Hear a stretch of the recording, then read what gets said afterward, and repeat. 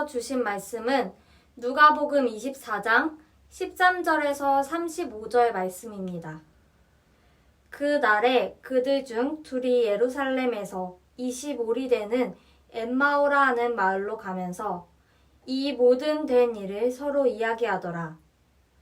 그들이 서로 이야기하며 문의할 때에 예수께서 가까이 이르러 그들과 동행하시나 그들의 눈이 가리어져서 그인 줄 알아보지 못하거늘.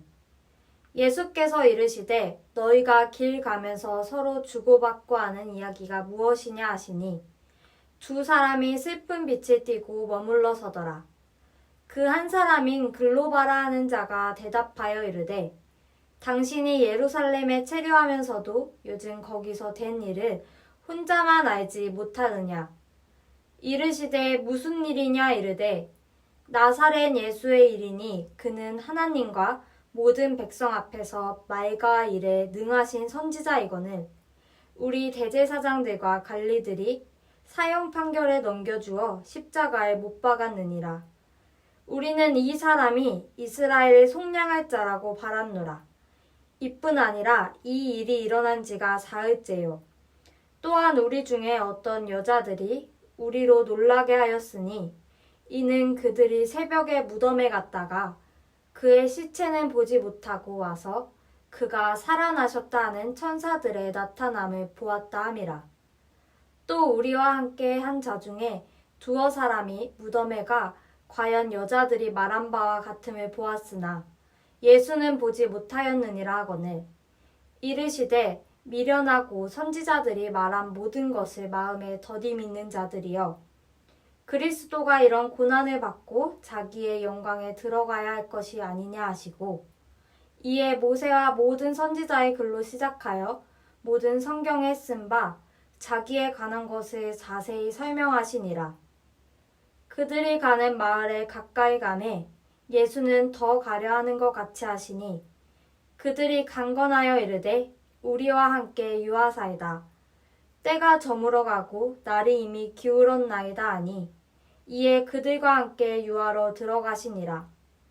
그들과 함께 음식 잡수실 때에 떡을 가지사 축사하시고 떼어 그들에게 주시니 그들의 눈이 밝아져 그인 줄 알아보더니 예수는 그들에게 보이지 아니하시는지라. 그들이 서로 말하되 길에서 우리에게 말씀하시고 우리에게 성경을 풀어주실 때에 우리 속에서 마음이 뜨겁지 아니하더냐 하고 곧 그때로 일어나 예루살렘에 돌아가 보니 11 제자 및 그들과 함께한 자들이 모여 있어 말하기를 주께서 과연 살아나시고 시몬에게 보이셨다 하는지라. 두 사람도 길에서 된 일과 예수께서 떡을 떼심으로 자기들에게 알려주신 것을 말하더라. 아멘. 오늘 성경 본문은 엠마오로 가던 두 제자의 이야기입니다.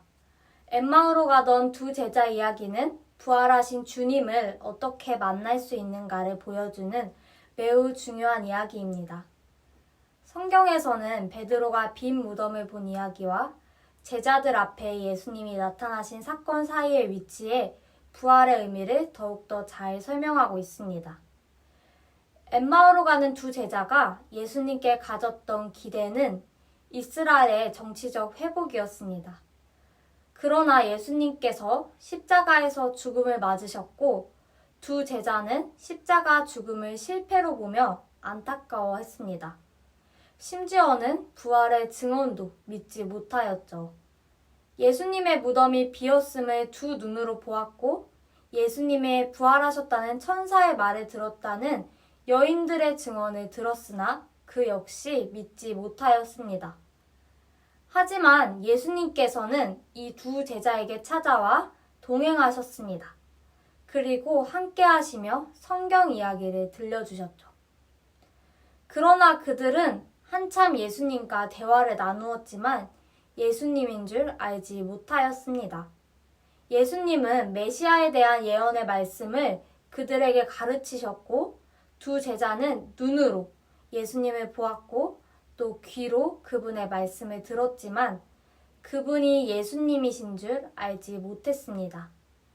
이는 성경 본문을 살펴보면 16절 말씀, 그들의 눈이 가리어져서 그인 줄 알아보지 못하거늘 이라고 설명합니다.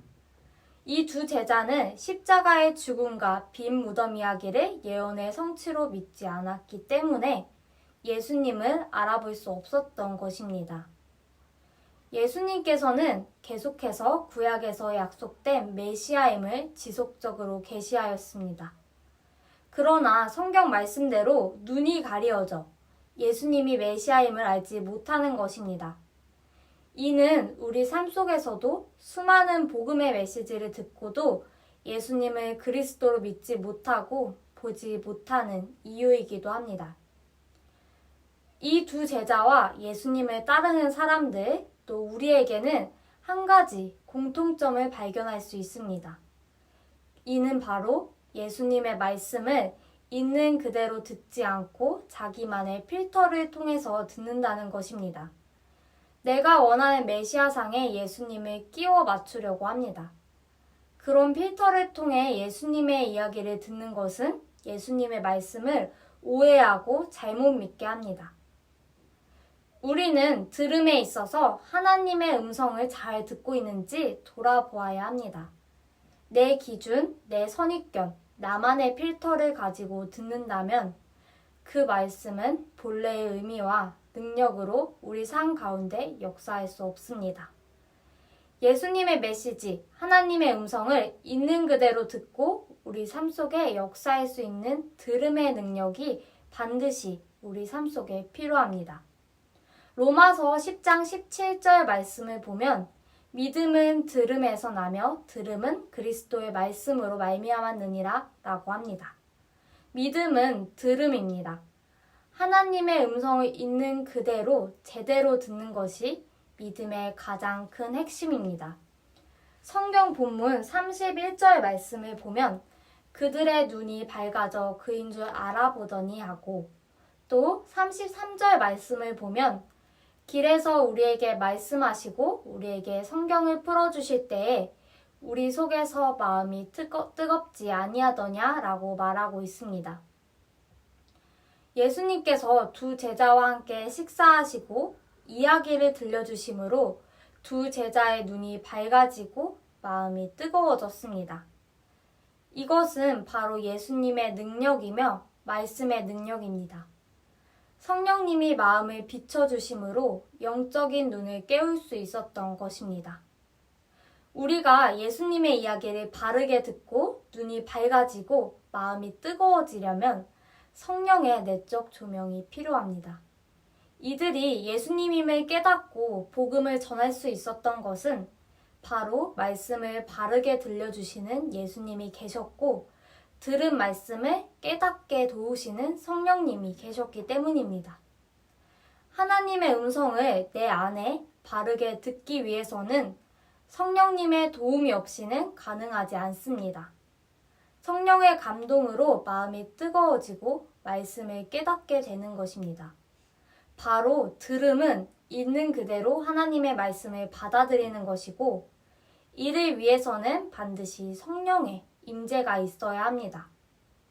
우리는 삶 속에서 성경을 읽고 또 교회에서 말씀을 듣고 삶을 살아가면서 겸손하게 성령의 임재를 기도할 수 있어야 합니다. 그렇게 성령님이 우리와 함께 하실 때 비로소 하나님의 말씀을 내 안에 바르게 새길 수 있습니다. 나 혼자의 힘으로는 하지 못하지만 겸손하게 성령의 함께 하심을 구할 때 하나님의 음성을 바로 들을 수 있습니다. 우리가 하나님의 음성을 바르게 듣고 있는지 아니면 눈이 가리어져 있지는 않은지 돌아보길 원합니다.